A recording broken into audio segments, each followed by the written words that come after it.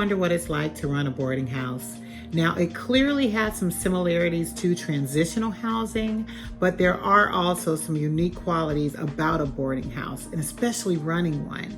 So whether you're thinking about running one and starting one, or you're just simply curious, I've got you covered, and I'm going to share with you what you need to know.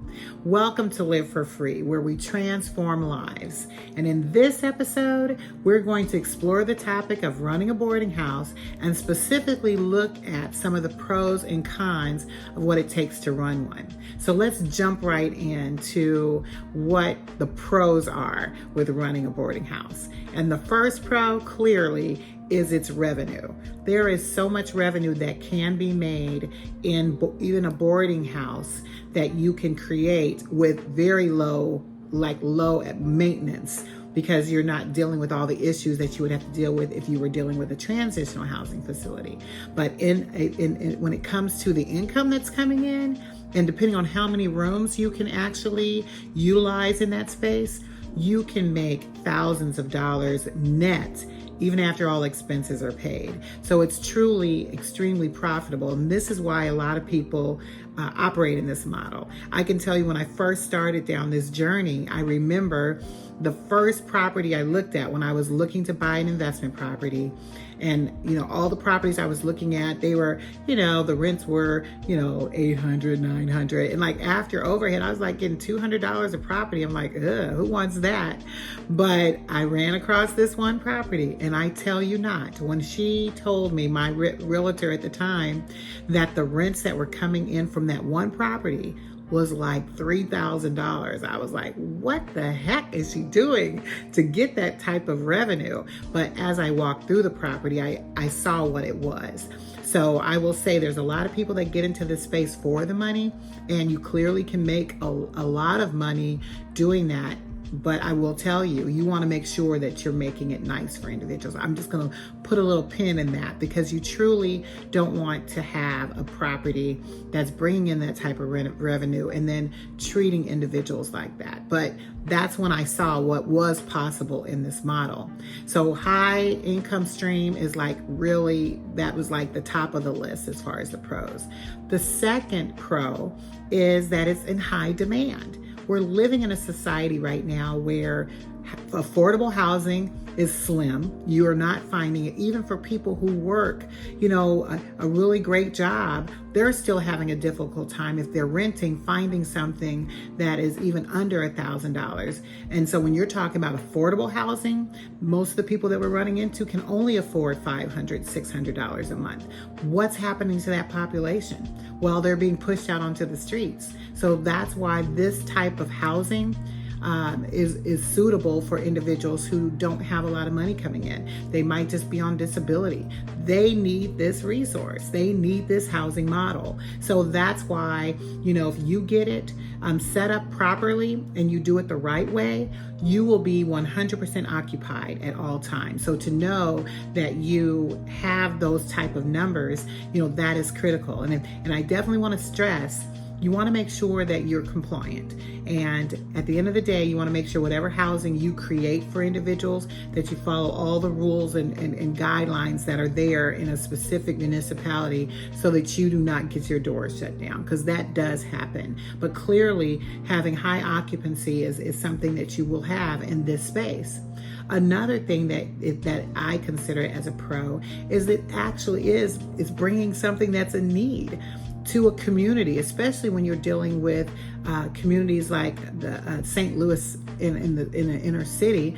They're dealing with that issue today. That's why you see homelessness expanding as you're seeing it. The streets are becoming full with individuals who can't find housing. So when you can create something that actually positively impacts your community and you do it well, that is a plus.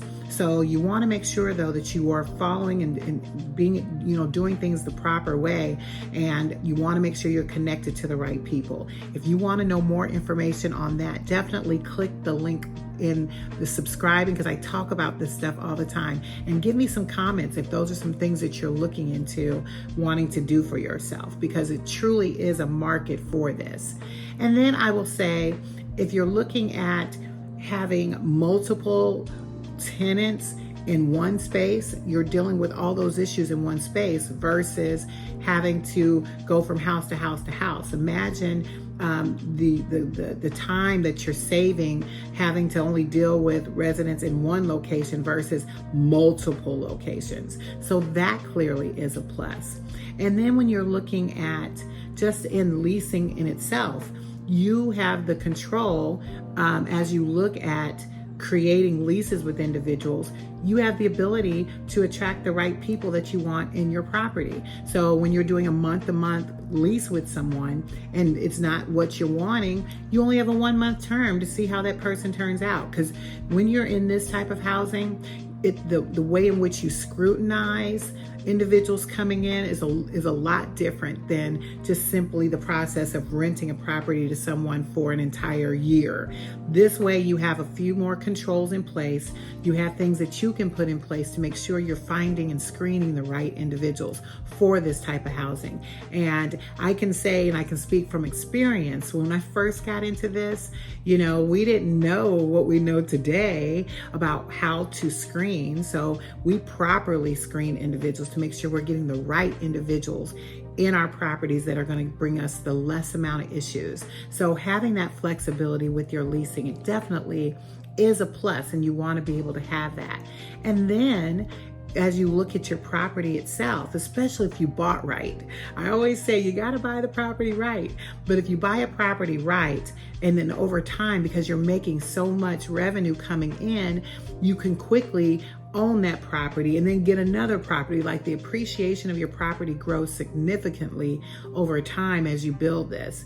And as I look back, when we first started, we were in boarding housing. We did some of that at first. So I was like, oh no, can't do that anymore. But as we did that, we grew over time. So the things that we know about that at the very beginning, it has significantly helped us moving forward in what we are building. So over time, the value of our properties, like 14 years, we were able to significantly grow what those properties were worth. And we were making so much revenue that it was definitely a pro. So definitely having that as a pro is very, very good. Now, as we look into the cons, we got to talk about the cons as we talk about the pros.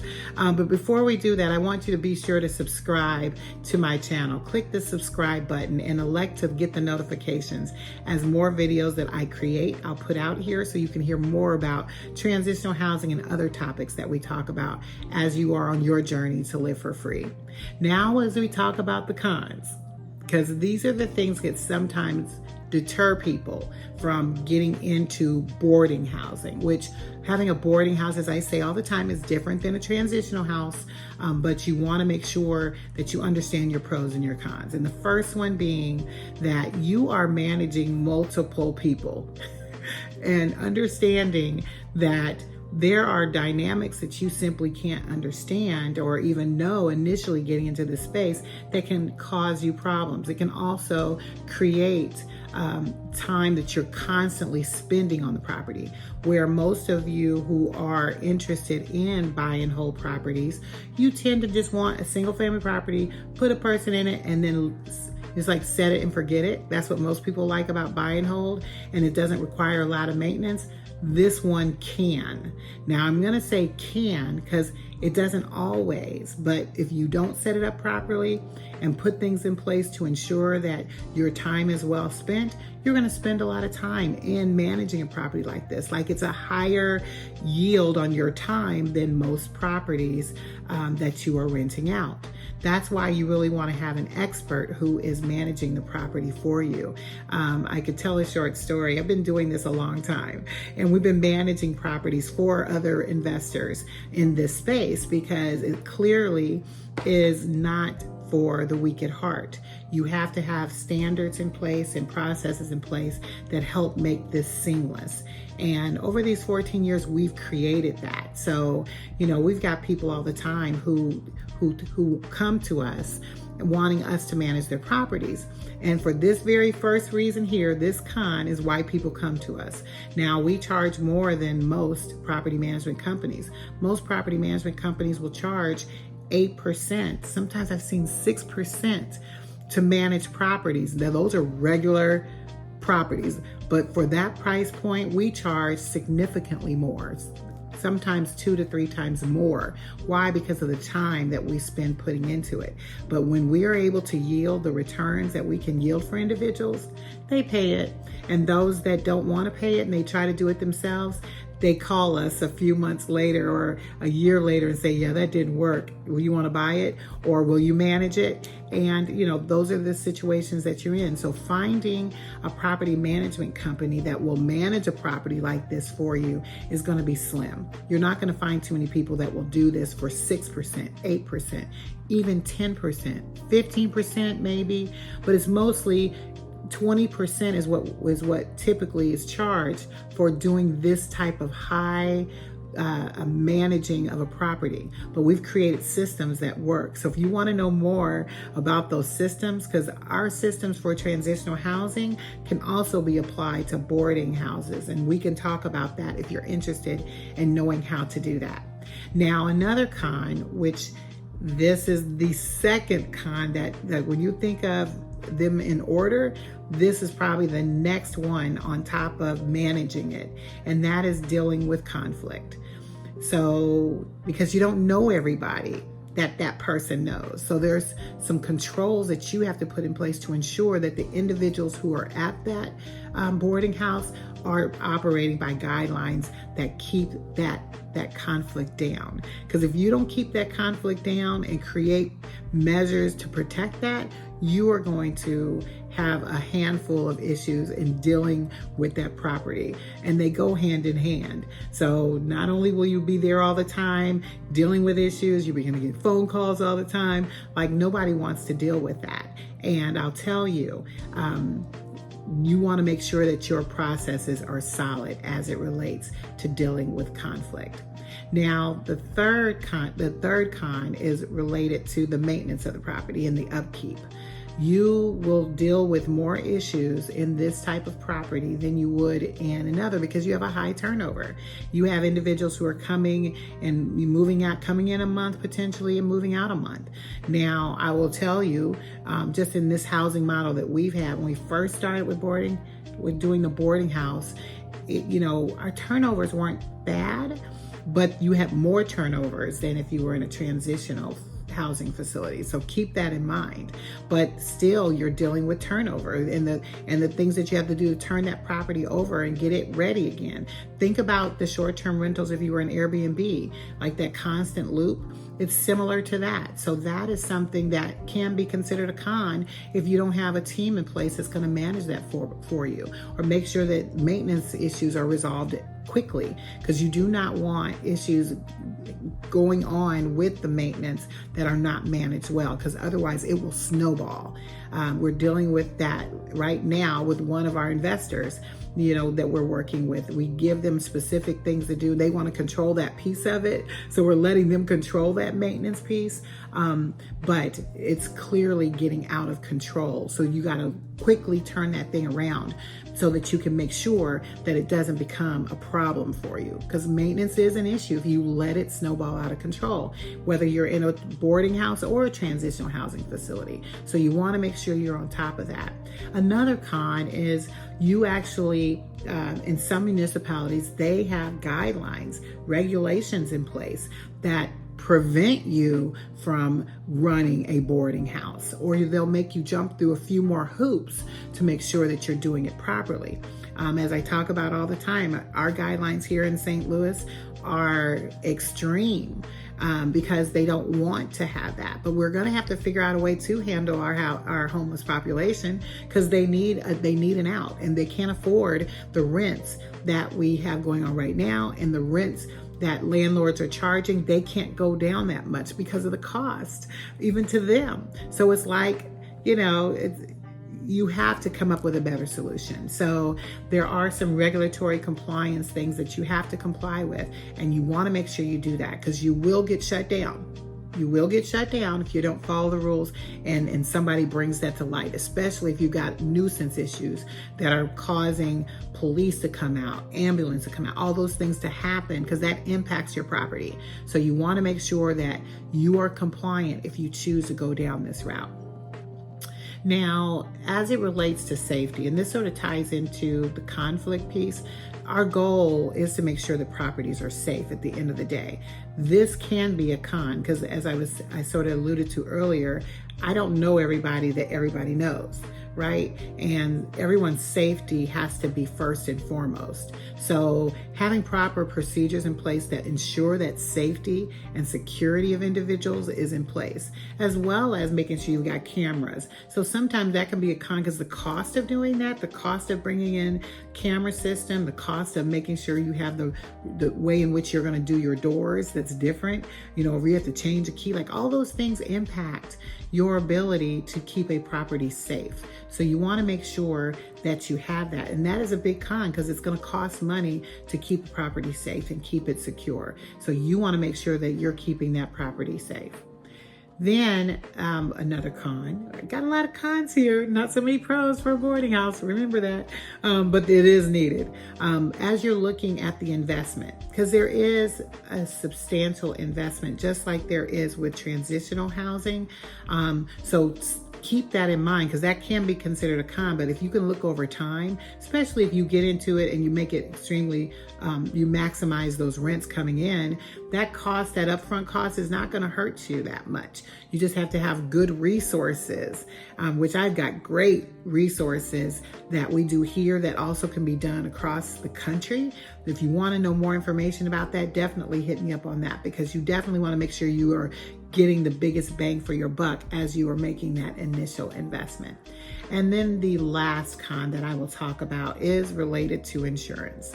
So I will say that some insurance companies will charge you higher because you're dealing with multiple tenants. But there's a way to do that well because at the end of the day, you don't want to pay more than you have to, especially if you're still dealing with roughly the same number of residents that you would have to be able to manage a property. Because some large homes, have occupancy guidelines that will allow for 5, 10 people or more. So it just depends on the house, right? But because you have people who are not related in the property, somehow insurance companies thinks that changes things. Well, it doesn't change things, it's still people. But that's why there are different insurance policies that you can get to sort of supplement that, to make sure that your cost for your homeowner's insurance stays here, and then you got other things that, just in case something happens in the property